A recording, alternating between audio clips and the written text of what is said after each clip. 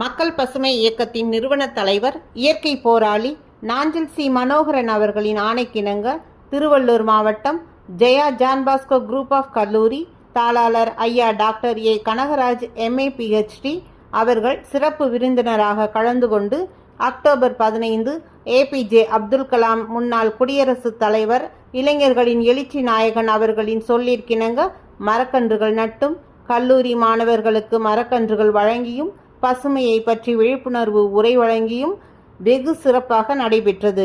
இந்நிகழ்ச்சியின் வரவேற்பாளர் கல்லூரி முதல்வர் திரு சுந்தர்ராஜன் மற்றும் தலைமை தாங்கியவர் பசுமை நாயகன் ஜே. கெஜவீரபாண்டியன்.